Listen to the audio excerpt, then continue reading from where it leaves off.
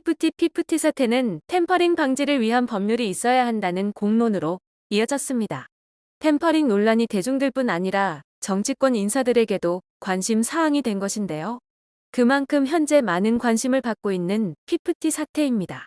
그런 가운데 멤버들의 마음을 굳히기 위해서인지 남아있는 팬들의 마음을 결속시키기 위해서인지 혹시라도 바뀔지 모를 여론을 위해서인지 알 수 없지만 이들의 여론몰이 공작은 계속 이어지고 있는 듯합니다. 특히 K-팝 칼럼니스트라며 그것이 알고 싶다에까지 나와 멤버들과 더기버스 편에 서서 언론 플레이를 시도하는 제프 벤자민은 계속해서 야금야금 이들의 해외 활동 기반을 다지고 있습니다. 제프 벤자민은 더기버스 직원들로부터 멍청이 소리를 들어도 그 회사를 위해 일하기로 결심한 듯합니다. 그런 그가 얼마 전 한국의 유튜버를 직접 저격했는데요. 그는 한 네티즌의 글을 공유하며 피프티의 법적 소송에서 언론과 방송 보도에 의문을 제기하며 피프티를 적극 지지해온 한국계 연예 평론가 유튜버가 피프티 팬층에 대한 잘못된 정보를 공유하기 시작했습니다. 그가 이렇게까지 하는 이유는 무엇일까요? 라고 멘트를 달았습니다. 이어서 그는 유튜버는 이미 허위 정보를 공유하고 있고 이에 대한 법적 조치가 진행 중입니다. 공적인 진술에 대해 자유롭게 논평할 수 있지만 허위 정보를 공유하고 다른 개인에 대한 사적인 정보를 꾸며내고 있습니다. 그리고 팬들이 궁금해합니다. 진실, 사실 그리고 윤리를 존중하는 기자들은 그렇게 하지 않을 것입니다. 라고 덧붙였습니다. 즉, 해당 유튜버를 향한 법적 조치를 진행 중이라고 선포한 것인데요. 그런데 여기서 한 가지 의문이 생깁니다. 먼저 제프 벤자민은 이 유튜버의 이름은 직접 언급하지는 않았지만 구독자 수가 42만 4천 명에 달한다는 표시를 해두었습니다. 그러면서 공유한 네티즌의 글에 적혀있는 유튜버는 연예부 기자 출신으로 유명한 이 유튜버였는데요. 하지만 보시는 것과 같이 이 유튜버의 구독자 수는 48만여 명입니다. 때문에 이를 본 네티즌들은 피프티 사태를 파헤치고 있는 또 다른 기자와 이 유튜버를 헷갈린 듯하다고 추측하고 있는데요. 사실 두 사람 모두 피프티 사태에 대해 더기버스와 멤버 측보다는 어트랙트 측에 서서 보도를 진행해오고 있습니다. 그렇기에 사실 둘 중 어느 곳을 주목하든 놀랍지는 않습니다. 그런데 여기서 눈여겨볼 또 한 가지는 바로 제프 벤자민이 공유한 글을 쓴 이조라는 인물인데요. 이 인물은 피프티 사태 이후 계속해서 멤버들 편에서 어트랙트와 전홍준 대표를 공격해온 인물입니다. 이미 피프티 사태를 오랜 시간 봐온 네티즌들 사이에서는 유명한 인물인데요. 제프 벤자민이 최근에 공유한 이 인물의 글 내용은 이러했습니다. 유튜버는 이 영상에서 SBS 그것이 알고 싶다 팀이 나를 인터뷰하려 했지만 내가 거절했다고 주장했는데 피프티와 관련해 거짓을 만들어내고 팬들을 못살게 구는 온라인 커뮤니티에서 이야기하는 완전 거짓된 설명이다.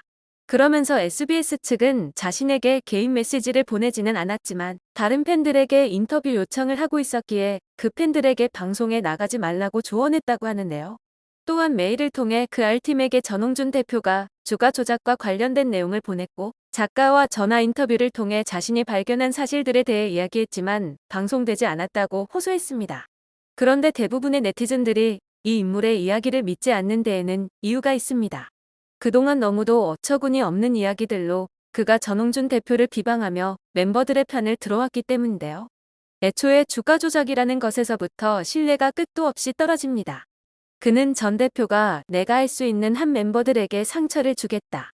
저를 상대로 한 소송을 취소해야 제가 처리할 능력도 권리도 없는 계획된 사업들을 다 망칠 수 있다는 말을 했다며 거짓말을 퍼뜨렸습니다. 그러면서 멤버 4명이 똘똘 뭉쳐서 이렇게 용감한 결심을 했다는 것이 저는 너무 자랑스러워요. 피프티 영원하자라는 응원의 글을 남기기도 했습니다. 네티즌 수사대는 그가 날뛰는 것을 가만히 두고 보지 않았습니다. 계속해서 눈에 띄자 곧바로 그가 어떤 인물인지 파헤치기 시작했는데요. 먼저 조라는 이 인물이 SNS 활동을 시작한 시기는 큐피드가 발매되기 전인 2023년 2월 13일이었습니다. 나이는 25세 이상의 여성으로 추측되어 더기버스의 백모 이사와 온라인 커뮤니티들을 중심으로 여론몰이를 하는 것으로 추정되고 있는 더기버스의 이 팀장의 나이대로 추측되었습니다. 소송이 진행되는 동안 그는 끊임없이 전홍준 대표의 이미지를 악마화시키는데 전념했습니다.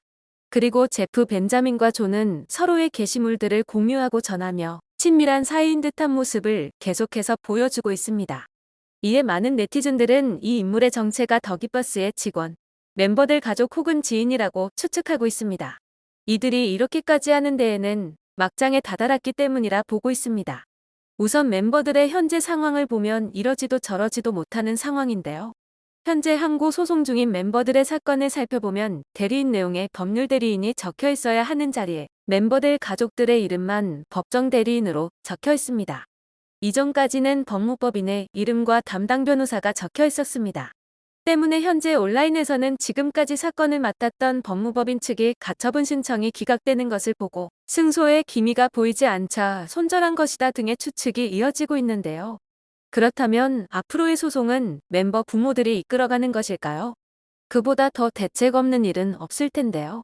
법무법인 측에서 손절했다기보다는 승소할 확률을 높일 법무법인을 멤버 측이 찾고 있을 것이라는 의견에도 무게가 실리고 있습니다. 원래 멤버 측 법률 대리를 맡았던 법무법인 측은 우리나라 10위 안에 드는 굉장히 큰 법무법인입니다. 그런 법무법인이 이번 소송에서 참패를 당한 것인데요. 아마 초반에는 가족들에게 가처분 신청해서 이길 수 있을 것이라고 당당하게 이야기했을 것입니다. 때문에 예상하지 못한 패소에 창피를 당하기도 했고 전 국민적인 관심을 받고 있는 소송인 만큼 결과가 참담했습니다. 그리고 10위 안에 드는 큰 로펌인 만큼 변호사비도 엄청났을 것입니다. 일개 소송이 아닌 소속사와의 전속 계약을 두고 싸우는 소송이기에 억 단위로 올라가는 소송비를 패소하면서 멤버 측 부모들이 모두 부담해야 하는 상황이 벌어진 것이죠. 그런데 항고 소송을 꿋꿋이 진행하면서 본래 맡겼던 법무법인을 갈아치웁니다. 그렇다면 이들은 어디로 향할까요? 이미 10위 안에 드는 법무법인인데다 이보다 더 높이 올라가자니 이미 어트랙트와 더기버스 측에서 각각 맡긴 상태입니다. 그 외에 남은 대형 로펌으로 가자니 비용은 또 얼마나 더 높아질까요? 이미 패소를 한 번 했기 때문에 로펌들 측에서도 선뜻 소송을 맡기가 부담스럽습니다. 돈을 많이 준다고 해서 무작정 맡아주는 것도 아닙니다. 전 국민이 아는 사건으로 여론도 안 좋은데 맡으려고 할까요?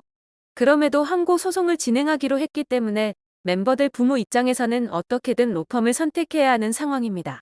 비용은 비용대로 천문학적인 금액이 될 테고 그렇다고 큰 돈을 주고 맡기는데 100% 승소할 것이라는 보장도 없습니다. 날이 갈수록 멤버들 측은 불리해지고 있지만 어트랙트 전홍준 대표 측은 승승장구하고 있습니다. 그만큼 어트랙트의 새 걸그룹 오디션 프로젝트에도 관심이 커지고 있는데요. 이에 대해 많은 네티즌들의 온갖 추측이 이어지고 있습니다. 사실 피프티는 5인조로 데뷔할 예정이었습니다. 하지만 어떤 이유에서인지 데뷔를 앞두고 그 멤버가 그만두게 됩니다. 그리고 4인조로 데뷔하게 되는데요. 그러나 큐피드가 빌보드 차트에 오르기까지 피프티의 존재는 쉽게 알려지지 않았습니다. 그 이유를 두고 많은 이들은 마지막에 나간 멤버가 비주얼을 맡은 센터 멤버였고 비주얼 멤버가 빠져버린 피프티이기의 이름을 알리기 쉽지 않았다고 보고 있습니다.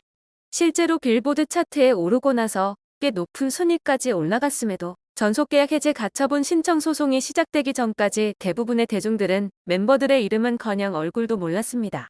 그리고 지금도 개개인을 두면 누구인지 못 알아볼 정도로 멤버들의 이미지만 안 좋아졌지 누가 누구인지 못 알아보기 일쑤입니다. 때문에 이번에 어트랙트에서 진행되는 오디션에서만큼은 실력도 실력이지만 비주얼 멤버가 있으면 좋겠다는 의견이 많은데요. 아직까지 정확한 일정은 나오지 않았지만 2024년 데뷔를 목표로 하고 있다는 것을 바탕으로 10월까지 오디션 모집이 진행되고 12월까지 1차적으로 선발을 정리한 후 지금까지 오디션 프로그램들이 그러했듯 2달에서 3달가량의 방송이 진행된다는 가정하에 내년 봄이면 새 그룹이 탄생될 것이라고 추측이 모아지고 있습니다. 반면 SBS에서 11월 방송 예정인 오디션 프로그램 유니버스 티켓은 시작도 전부터 비웃음을 사고 있습니다. 다수의 미성년자 참가자들이 참가하는 이 오디션은 SBS의 프로그램인 그것이 알고 싶다에서 신랄하게 비판했던 그 도박장의 온상이기 때문입니다. 그것이 알고 싶다는 피프티 편에서 현재 K-팝에 대해 비판을 했습니다. 당시 방송 중 한 평론가는 K-팝 아이돌을 제작할 때 투자된 비용을 언급하며 약간은 도박에 가까운 것 같다. 성공 가능성이 낮은 만큼 많은 금액이 돌아온다. 다들 그 정도는 감수하고 제작하는 것 같다라고 설명했습니다. 일종의 비유였지만 그 앓는 노름하는 장면을 이미지화했으며 피프티피프티의 투자액을 설명할 때 사용하여 K-팝은 도박으로 정의하고자 하는 분위기를 내포했습니다. 그렇게 도박이라는 단어까지 써가며 K-팝 문화에 대해 비난을 해놓고 이제는 같은 방송사에서 그 K-팝을 주도할 오디션을 진행하겠다는 SBS인데요.